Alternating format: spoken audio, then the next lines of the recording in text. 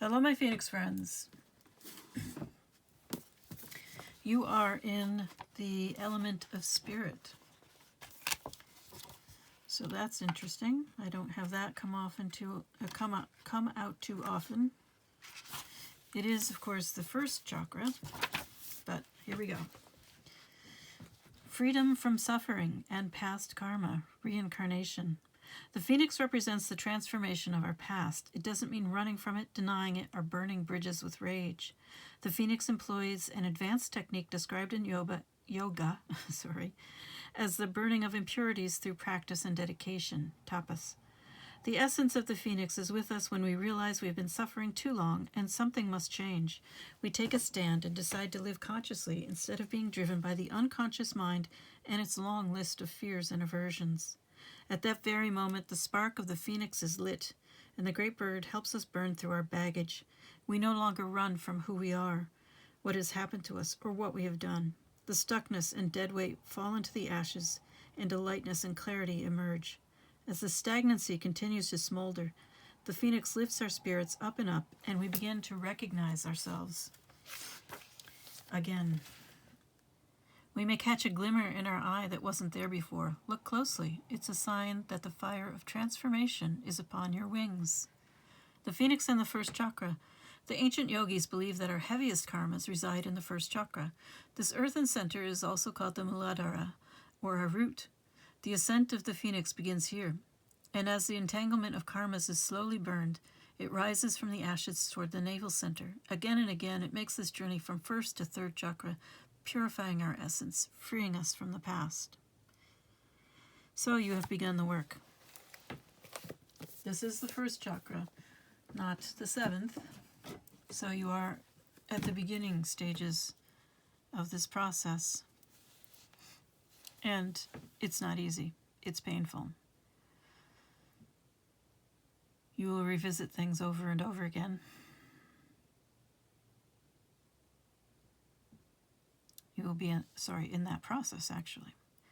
So, not surprisingly, you will probably be feeling pretty unsettled. This also suggests a need to plan ahead. You may need to develop a new routine for yourself so that you have time for self-care, as this is a very intense process. So whatever kinds of self-care you are accustomed to doing, or perhaps some new practices will come to you, whether that's meditation or trance work or yoga or Tai Chi or Qigong, anything like that. Now, these cards, the tea leaf cards, are to help you understand if this is your reading or not. So maybe there's some external reasons why your life is unsettled or feeling unsettled. But we also have something important. So the bag is suggesting a financial important thing, like a new job or a raise. And it may be that your income situation is in some way unsettled. But you also have opportunities here, and you have chain of events that will affect your life, which is, pretty much true for all of us right now. There's a lot going on in the world, and sooner or later it's all going to arrive at our doorsteps. But there are also opportunities, and you have time to act, as well as work, achievement, success. All of which tells me that you have a lot of work ahead of you. And you may be feeling it very strongly right now. Perhaps you are seeing opportunities and wondering whether or not to act on them. This suggests that you should act in some fashion. It's not giving a direction, but that would be different for each of you. And again, this is just to help you determine whether or not this is your reading. All right.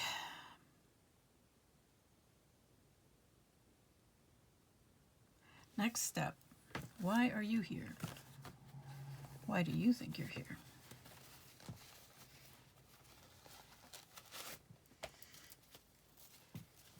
What is on your mind?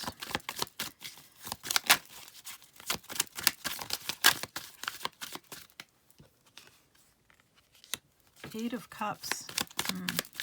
You're wondering whether you should walk away from something or someone, some situation.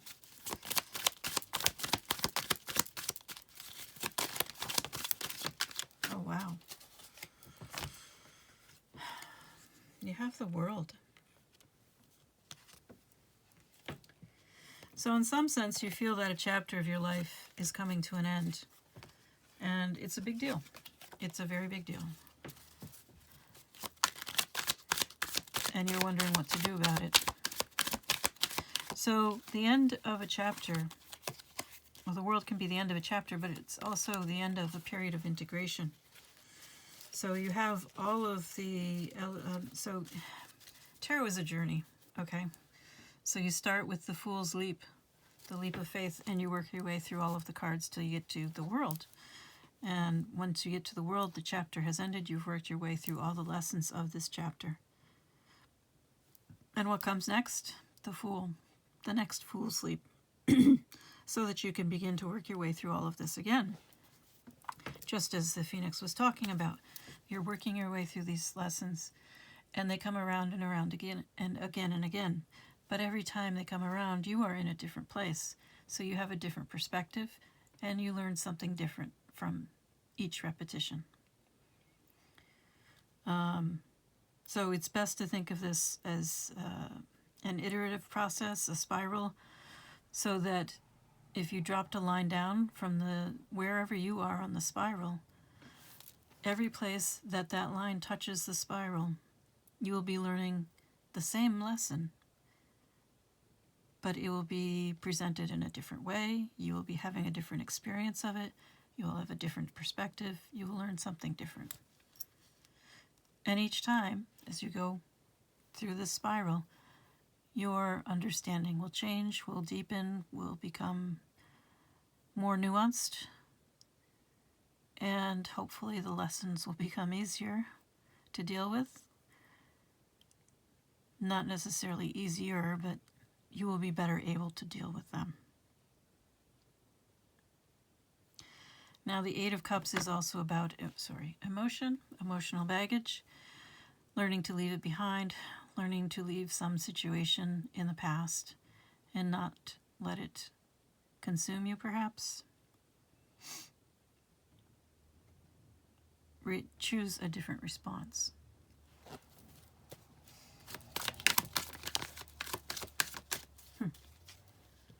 Queen of Wands.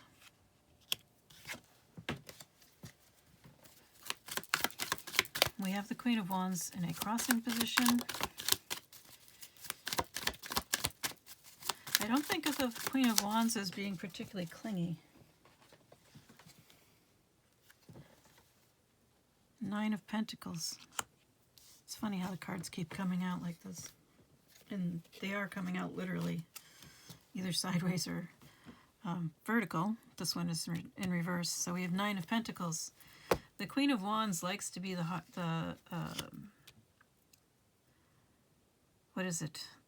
life of the party. So the Queen of Wands walks into the room and gets all kinds of attention. And that can be a positive or negative thing. It may be that this is distracting you from your Nine of Pentacles lessons. So the Nine of Pentacles is the opposite of the Queen of Wands, because the Queen of Wands is someone who's charismatic and enjoys a good time and socializing and all that kind of thing.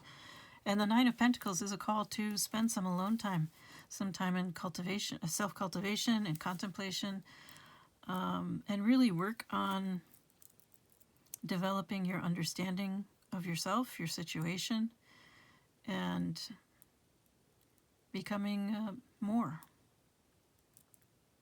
whatever that means for you. So it may be that you have some really big distractions going on in your life, and you really like these distractions, or you have in the past. But are they really healthy for you? Are they contributing you to becoming an upright Queen of Wands? Someone who is very much in touch with their spiritual side, their intuitive side. Yes, they're warm and nurturing, charming, funny, fun to be around. But there is some balance to that. They don't let their fire run out of control.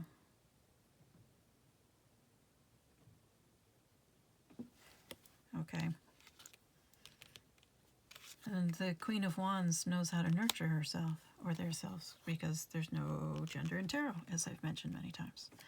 And yeah, so it may be that you are not taking the time to replenish yourself, and that is something that you need to address.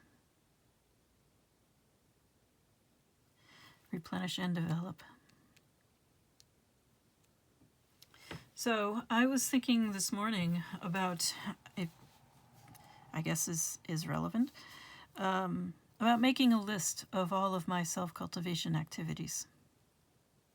So self-cultivation activity is anything you do that helps you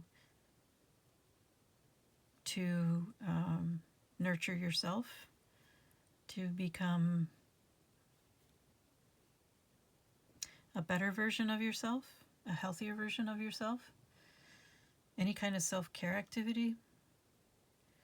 So, for example, I like to knit, and that may not seem like a self-cultivation activity, but it is very good for your nervous system.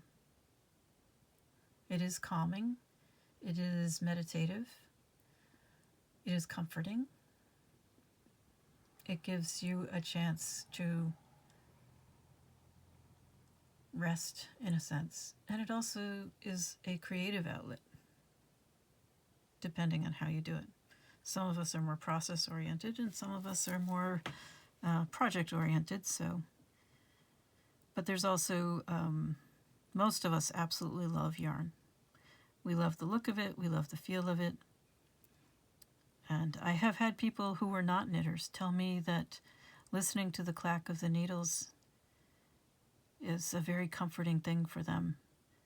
So apparently, whether or not you actually knit, the sound of knitting in and of itself is a good thing.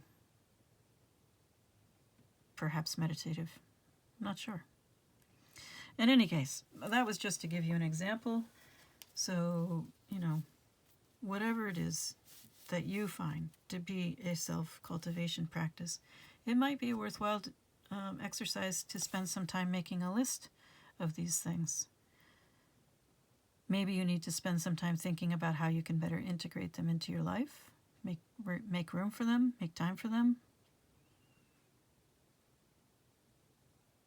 That would be a very helpful thing to do as well.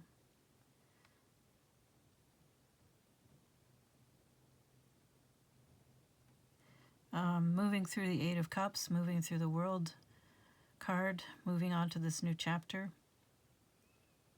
or closing out this one. Maybe you haven't completely closed this one out yet. This can be a very challenging time for you. Now then, this is where your head is at, or your heart. Let's see what the universe or the divine thinks you should know.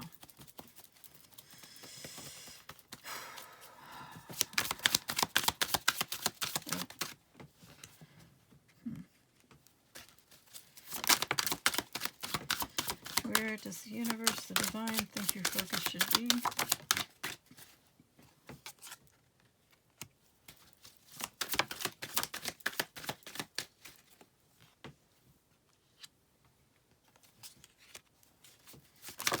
Whoa, oh wow, that's way too many cards.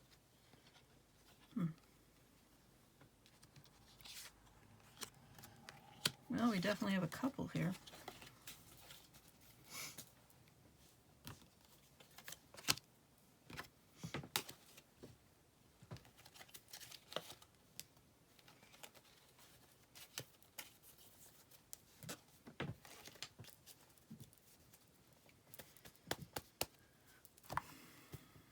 All right, I'm not sure if I'm going to pull any more cards for this or not. So we have red flag, warning, complications, alarm bell, serious issues, be prepared, proceed with caution. Something's off. And then we have destiny, spirituality, divine guidance, trials, sorrow, emotional loss, necessity, conviction, duty, crisis, fate, and man and woman. Golden ticket, big break. I think you think something is a big break here, but there's all kinds of warning signs, the red flags. And yet you have...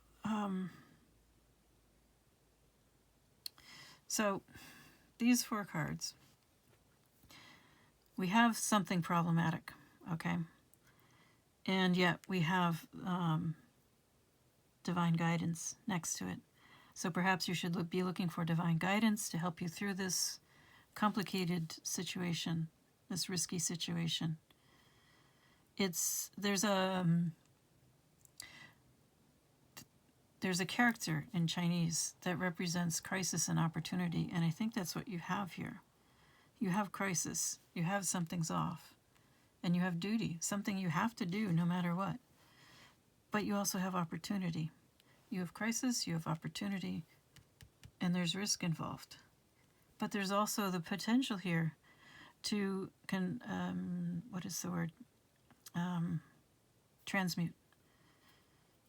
So something is breaking down, and it has the potential to be transmuted into something much greater, or much better than it was. And again, you are being represented by the phoenix, so this sounds very phoenixy. And it does appear that this is a romantic situation of some kind.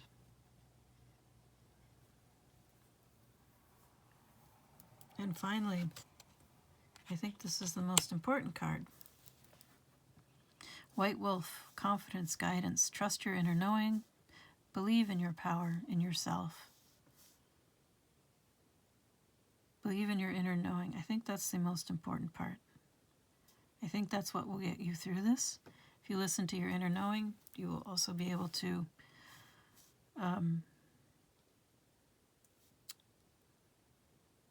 get divine guidance in whatever form you believe in it, as well as figure out how to change whatever this is into something better.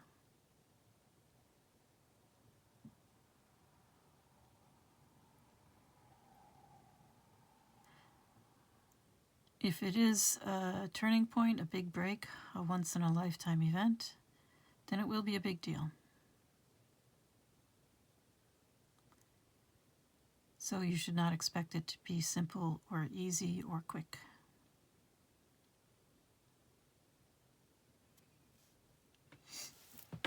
All right. I think that's about it for this one.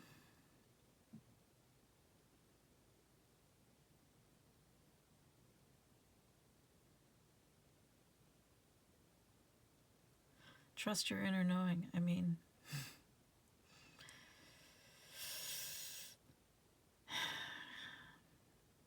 that's about the best advice you can have right now. The only other thing I would suggest is getting back to this is figure out ways to listen to your inner knowing.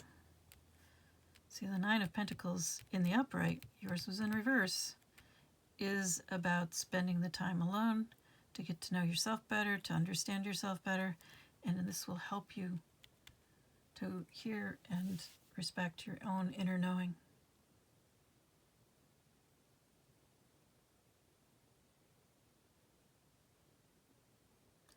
So it also says stamina and resilience. So keep going. These are going to be challenging times for you, but you have the resources within you.